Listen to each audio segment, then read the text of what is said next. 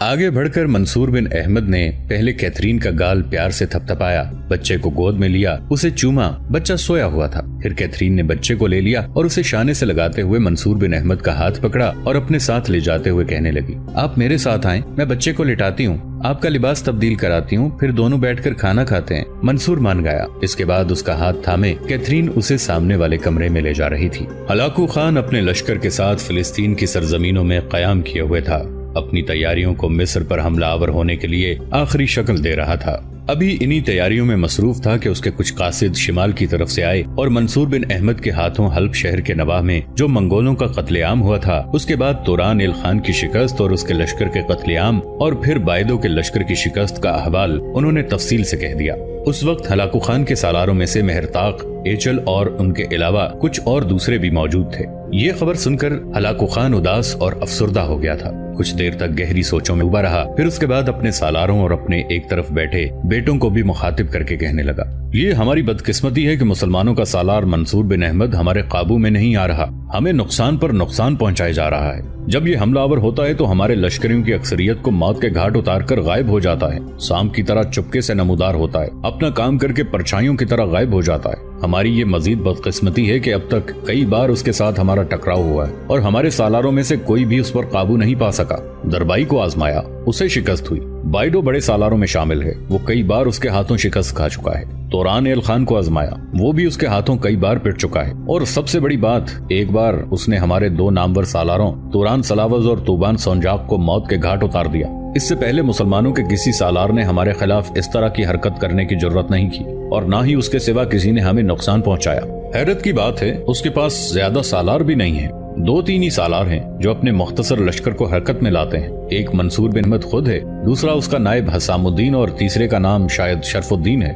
جہاں کہیں بھی یہ منصور بن احمد ہمارے لشکریوں پر حملہ آور ہوا، یہ دونوں سالار اس کے دستے راست تھے، اس کی مدد کرنے والے تھے۔ اب میں سوچتا ہوں کہ مصر کی اس مہم سے فارغ ہونے کے بعد میں خود حرکت میں آؤں گا، قطبوغا اور مہرتاق کے ساتھ منصور بن احمد پر ایسی ضرب لگاؤں گا کہ وہ اپنی ساری چوکڑیاں بھول جائے گا، اور ہم کوشش کریں گے کہ اسے گرفتار کر کے اس کی گردن کاٹ کر اپنے پڑاؤ میں لٹکا دیں، تاکہ ہمارے لشکریوں پر اس کا جو خوف اور ہراس ہے وہ جاتا رہے۔ ہلاکو خان کے سالاروں اور بیٹوں نے اس سے مکمل طور پر اتفاق کیا تھا۔ پھر ہلاکو خان کی بدقسمتی کہ اگلے روز اس کے پاس پھر قاصد آئے۔ یہ قاصد منگولوں کے مرکزی شہر قراقرم سے آئے تھے، اور آنے والے ان مخبروں نے ہلاکو خان کو اس کے بھائی منگو خان کے مرنے کی اطلاع دی تھی، اور ہلاکو خان کو کہا تھا کہ اسے آبائی شہر قراقرم میں قرلتائی یعنی مجلس مشاورت میں حصہ لینے کے لیے طلب کیا گیا ہے۔ یہ صورتحال یقیناً ہلاکو خان کے لیے بڑی تکلیف دہ تھی۔ اس کا بھائی مر چکا تھا اور خود بھی خواہش کرتا تھا کہ اپنے بھائی کے بعد وہ سارے منگولوں کا خاقان بنے اور مسلمانوں کے جو علاقے اس نے فتح کیے ہیں وہ اپنے بڑے بیٹے اباقہ کے حوالے کر دے۔ چنانچہ آبائی شہر سے آنے والے مخبر کو اس نے اپنے پاس روک لیا اور اس نے یہ فیصلہ کیا کہ وہ سوچ سمجھ کر کل تک اپنے فیصلے کو آخری شکل دے گا۔ دراصل چنگیز خان کے مرنے کے بعد منگولوں کے اپنے وطن میں وہ حالات نہ رہے تھے جو کبھی چنگیز خان کے دور میں تھے۔ چنگیز خان کی اولاد میں سے ہر کوئی اب خاقان بننے کی تگدو میں لگ گیا تھا، اور یہ ایک ایسا عہدہ تھا جس سے سارے منگولوں کو متحد رکھا جا سکتا تھا۔ اس بنا پر خاقان بننے کے لیے چنگیز خان کی ساری اولاد میں ایک کشمکش شروع ہو گئی تھی۔ چنگیز خان کے 4 بیٹے عقدائی خان، چغتائی خان، تولائی خان اور جوچی خان تھے۔ عقدائی خان کے 5 بیٹے تھے، کیوک خان، کوتاف خان، قزاق خان، ارغول خان، کوجو خان اور قاشین خان۔ اس طرح سب سے چھوٹے بیٹے تولائی خان کے 4 بیٹے تھے، منگو خان، ہلاکو خان، قبلائی خان اور اریق بوغا۔ چنگیز خان کے بعد منگولوں کا خاقان اس کا بیٹا عقدائی خان بنا۔ اس کے بعد تھوڑے عرصے کے لیے اس کا بیٹا کیو خان منگولوں کا سردار ہوا۔ اس کے بعد چنگیز خان کے بیٹے تولائی خان کا بیٹا منگو خان منگولوں کا خاقان بنا تھا۔ اب صورتحال یہ تھی کہ چنگیز خان کا سب سے بڑا بیٹا جوچی خان مغرب میں روس کے علاقوں میں چلا گیا تھا، اور وہاں بہت سے علاقے اس نے فتح کر کے اپنی ایک علیحدہ مملکت بنا لی تھی۔ جوچی کے 4 بیٹے تھے، باتو خان، برکجار خان، بوقا تیمور اور برقائی خان۔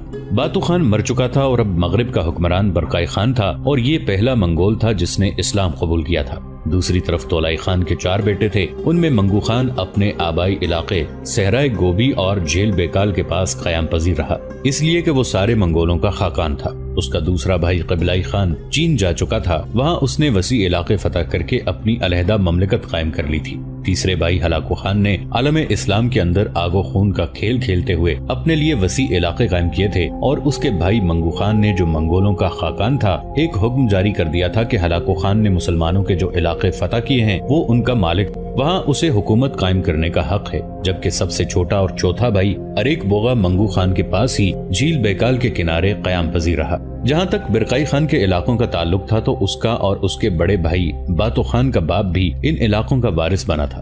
جوچی کے بعد باتو خان ان علاقوں کا حکمران ہوا۔ باتو خان گنٹھیے کا مریض تھا، جلد ہی انتقال کر گیا۔ اس کے انتقال پر منگو خان نے برقائی خان کو نظر انداز کیا، وہ اس لیے کہ برقائی خان اسلام قبول کر چکا تھا اور منگو خان نہیں چاہتا تھا کہ مغرب کے وسیع علاقوں کا حکمران کوئی مسلمان ہو۔ چنانچہ باتو خان کے مرنے کے بعد منگو خان نے ایک بیٹے کا انتخاب کیا۔ باتو خان کا بیٹا ہونے کے ساتھ ساتھ وہ نصرانی اور عیسائیوں کا دوست تھا۔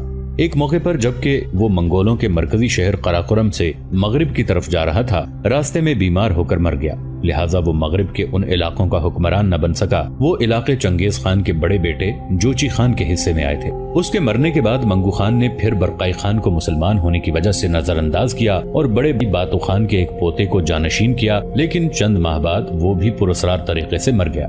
اس کے بعد مغرب کے ان علاقوں کا حکمران برقائی خان بنا۔ مورخین لکھتے ہیں کہ منگو خان کے دور میں بھی برقائی خان منگو خان کا ماتحت برائے نام ہی رہ گیا تھا۔ وہ اپنے حق کے مطابق خود شہنشاہ بن گیا تھا اور چاہتا تھا کہ منگولوں کے مرکزی شہر قراقرم سے اس کے معاملات میں دخل اندازی نہ کی جائے۔ جہاں تک مسلمان ہونے والے برقائی خان کا تعلق تھا، اس کے متعلق مورخین لکھتے ہیں وہ موٹا تازہ تھا، لیکن بدقسمتی سے گنٹھیے کا مریض تھا، جلد زردی مائل تھی، اپنے کانوں کے پیچھے وہ اپنی زلفیں گوندا کرتا تھا۔ اپنے بڑے بھائی باتو خان کی طرح وہ بھی جواہرات سے مرصع کمربند استعمال کرنا پسند کرتا تھا۔ برقائی خان کے متعلق مورخین مزید لکھتے ہیں کہ باتو خان کی طرح اسے بھی تمنا تھی کہ اپنے لیے نیا شہر آباد کرے۔ اس کے بڑے بھائی باتو خان نے جو شہر دریائے دولگا کے کنارے نشیبی علاقوں میں آباد کیا وہ خیموں کا شہر کہلاتا تھا، اس لیے کہ اس میں خیمے ہی خیمے تھے۔ اپنے بڑے بھائی کے کام کی پیروی کرتے ہوئے برقائی خان نے اسی دریا کے کنارے اور زیادہ شمال میں ایک اور شہر آباد کیا اور بجائے خیموں کے اسے اینٹوں سے تعمیر کروایا۔ جاڑوں میں یہ زیادہ آرام دہ ثابت ہوا اور وہاں برقائی خان اسلام قبول کرنے کے بعد اپنے علاقوں پر حکمرانی کرتے ہوئے پرسکون زندگی بسر کرنے لگا تھا۔ برقائی خان کا ان علاقوں میں کوئی رقیب اور مد مقابل نہیں تھا۔ اس کی سلطنت کی وسعت طے کرنے کے لیے تاجروں کو مشرق سے مغرب تک 6 مہینے اور شمال سے جنوب تک 3 مہینے لگ جاتے تھے۔ وہ مصر سے شیشے کا سامان، جنوب سے قالین اور دوسرا سامان لاتے۔ کچھ اہل وینس بحر اسود کی بردہ فروشی کی بندرگاہوں میں سفر کرتے ہوئے جواہرات بیچنے کے لیے برقائی خان تک پہنچتے تھے۔ برقائی خان منگولوں کے طور طریقے سے زندگی بسر کرتا تھا۔ بہت کم وہ دشت میں رہتے ہوئے باہر نکلتا تھا۔ اسے حد درجہ مناسب معلوم ہوتا تھا کہ دنیا بھر کی نعمتیں خود کھنچ کھنچ کر اس کے پاس آ جائیں، بجائے اس کے کہ وہ خود دنیا کے جھمیلوں میں جا پھنسے۔ اس نے خانہ بدوشی کی پوری آزاد زندگی بسر کرنا شروع کی۔ چنگیز خان کے اصولوں پر پوری طرح عمل کرتا رہا، خاندان کے جھگڑوں سے اپنا دامن بچائے رکھا۔ اب اسلام قبول کرنے کے بعد اس کے پاس بلخ، بخارا اور سمرقند کے تاجر کھنچے چلے آتے تھے۔ برقائی خان اکثر و بیشتر یورپ کے علاقوں میں جا گھستا، چھاپے مارتا اور اپنی ضروریات کا سامان حاصل کرتا۔ جن علاقوں سے ہوتا ہوا وہ پولینڈ یا دوسرے علاقوں کا رخ کرتا، ان علاقوں کو اہل یورپ کالی سڑکوں کا نام دیتے تھے۔ یوں برقائی خان یورپ کے مختلف علاقوں پر چھاپے مارتے ہوئے اپنے لیے ضروریات زندگی کا سامان حاصل کر لیتا تھا۔ اس طرح سیدھے سادے طریقے سے برقائی خان کا خزانہ معمور رہتا تھا۔ وہ روسیوں سے خراج وصول کرتا اور مغرب کی اپنی حدود کو پار کر کے خراج وصول کر لیتا۔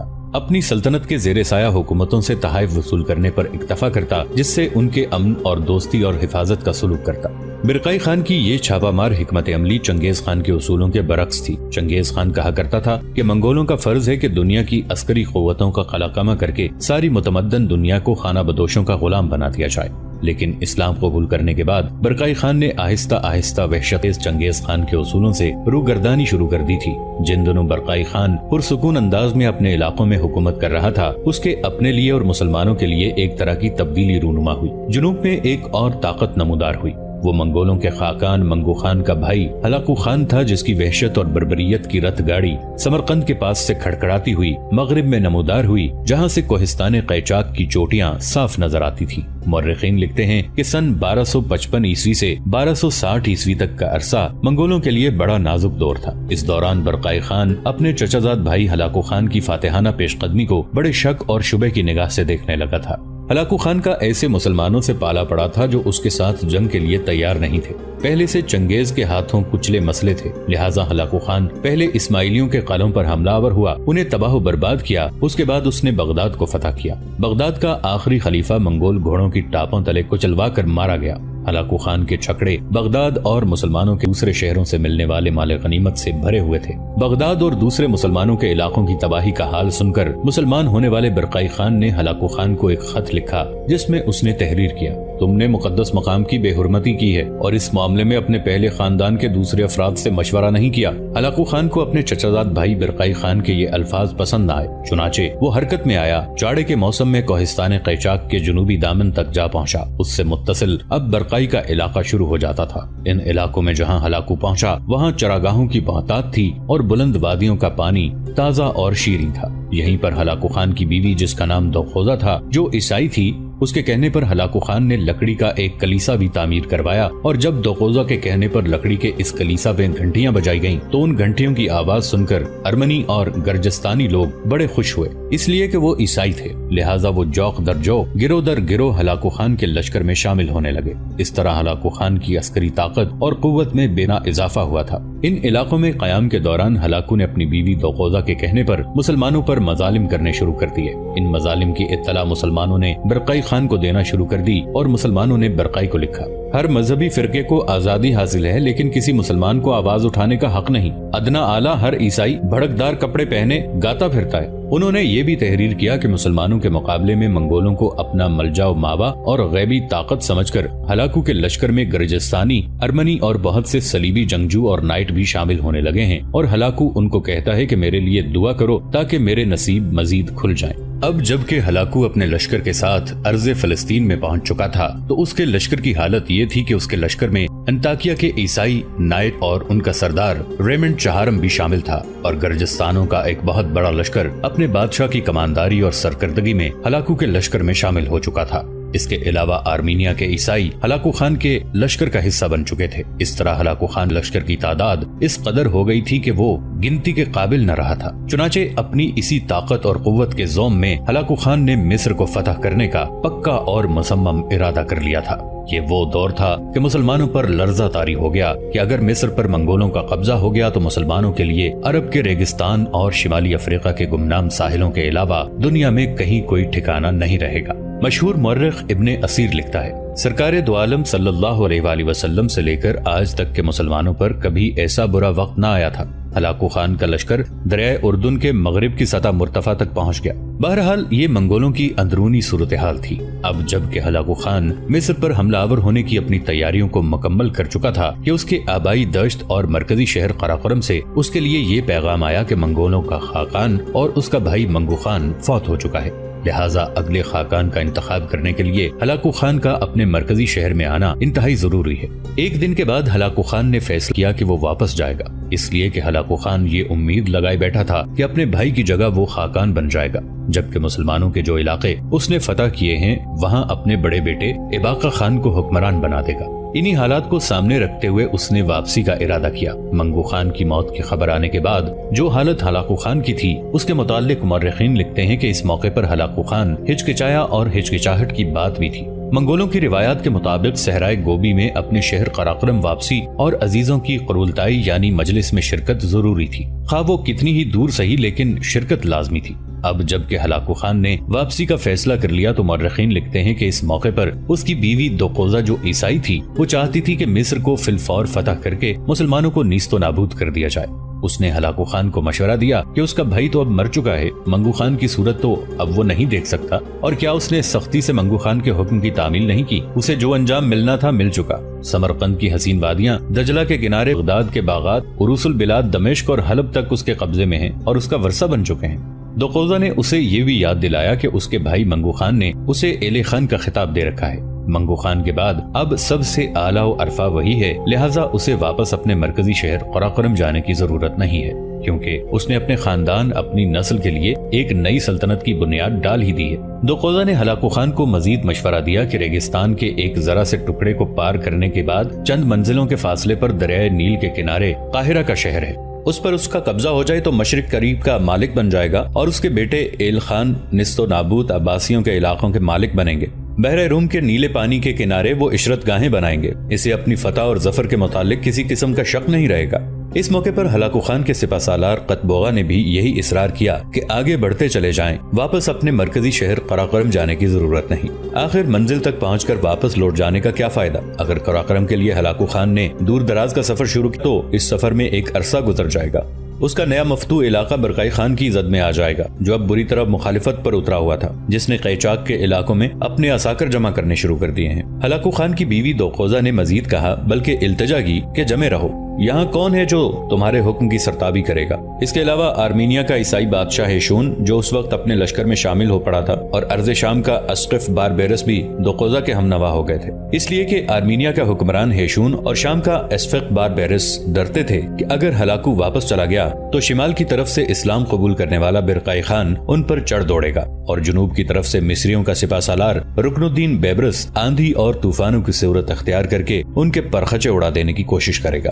یہ بڑا نازک موقع تھا۔ ہلاکو خان کے لشکر کی اکثریت چاہتی تھی کہ ہلاکو واپس نہ جائے۔ اس کے علاوہ گردستان، آرمینیا اور دوسرے علاقوں کے صلیبی ٹیمپلز اور ہاسپٹلز جو ہلاکو خان کے لشکر میں شامل ہو گئے تھے، انہوں نے بھی ہلاکو خان کو بڑا سمجھایا کہ یہ اسے واپس منگولوں کے مرکزی شہر قراقرم جانے کا نہیں سوچنا چاہیے، بلکہ جنوب کی طرف پیش قدمی کرتے ہوئے مصر کو فتح کرنا چاہیے۔ اس موقع پر منگول سالاروں نے بھی فوراً ان ساری نصرانی قوتوں کی رائے سے اتفاق کیا اور ہلاکو کو ترغیب دی کہ جنوب کی طرف بڑھتے ہوئے مسلمانوں کے آخری حصار کو تباہ و برباد کر دیا جائے۔ انہوں نے ہلاکو کو یہ بھی ڈھارس دی کہ اس کے اپنے پاس ایک بہت بڑا لشکر ہے، جبکہ آرمینیا اور گرجستان کے بڑے بڑے لشکروں کے علاوہ انطاکیہ کے نائٹ اور دوسری عیسائی مملکتوں کے کوہستانی دستے ہلاکو کے لشکر میں اس تعداد میں شامل ہو چکے ہیں کہ مصر کی کوئی بھی طاقت اور قوت ان کی یلغار کو روک نہ پائے گی۔ ہلاکو کے ایک سالار نے اسے یہ بھی یاد دلایا کہ مرنے والے خاقان منگو نے حکم دیا تھا کہ مصر کا خاتمہ کر دیا جائے۔ اس سالار نے ہلاکو خان کو یہ بھی یاد دلایا کہ چنگیز خان کا قول ہے کہ دشمن پر یورش کی جائے تو پھر دم نہ لیا جائے۔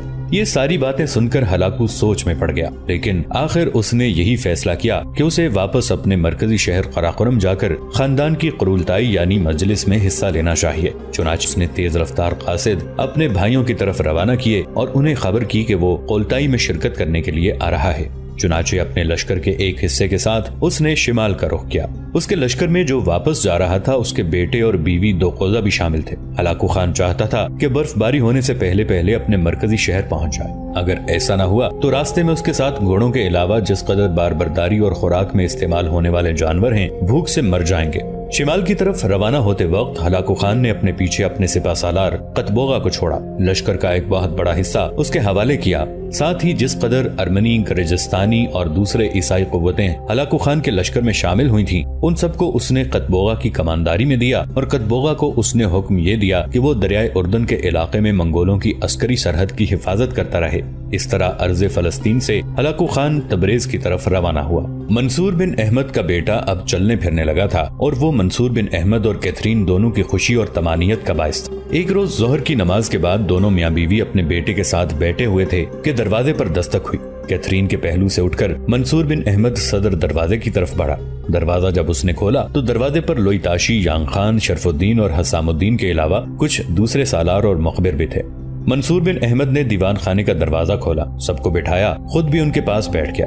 پھر منصور بن احمد گفتگو کا آغاز کرنا ہی چاہتا تھا کہ لوئی تاشی بولا اور منصور بن احمد کو مخاطب کر کے کہنے لگا، امیر، یہ دو مخبر آئے ہیں اور آپ سے کوئی اہم خبر کہنا چاہتے ہیں۔ ہم نے ان سے پوچھا نہیں ہے، جب یہ آئے تو ہم نے یہی فیصلہ کیا کہ آپ کی موجودگی میں ساری تفصیل سنی جائے گی، چنانچہ ان دونوں کو لے کر ہم آپ کے پاس آ گئے ہیں۔ لوئی تاشی جب خاموش ہوا تب منصور بن احمد نے غور سے ان کی طرف دیکھا، پھر کہنے لگا، کہو کیا معاملہ ہے؟ اس پر ایک بولا اور کہنے لگا، امیر، بات یہ ہے کہ ہلاکو خان واپس منگولوں کے مرکزی شہر قراقرم کی طرف جا رہا ہے۔ یہ الفاظ سن کر منصور بن احمد چونکا تھا، کچھ پوچھنا چاہتا تھا کہ وہ مخبر خود ہی بول پڑا اور کہنے لگا، امیر، چند دن پہلے منگولوں کے مرکزی شہر قراقرم سے کچھ قاصد آئے تھے، جنہوں نے فلسطین میں قیام کیے ہوئے ہلاکو پر انکشاف کیا کہ اس کا بڑا بھائی اور منگولوں کا خاقان منگو خان مر چکا ہے، لہٰذا خاندان کے افراد نے ہلاکو خان کو اپنے مرکزی شہر قراقرم میں بلایا ہے تاکہ نئے خاقان کا انتخاب کیا جا سکے۔ چنانچہ ہلاکو نے واپس جانے کا فیصلہ کیا ہے۔ دوستو، آج کے لیے اتنا ہی۔ اسی کہانی کی اگلی قسط کے ساتھ بہت جلد حاضر ہوں گے۔ نیچے کامنٹ سیکشن میں اپنی رائے کا اظہار ضرور کیجیے گا۔ ہمارے اس چینل کو سبسکرائب کر کے نیچے موجود بیل آئیکن کو بھی ضرور کلک کیجیے گا۔ اگلی ملاقات تک کے لیے ہمارا اور آپ کا اللہ نگہبان۔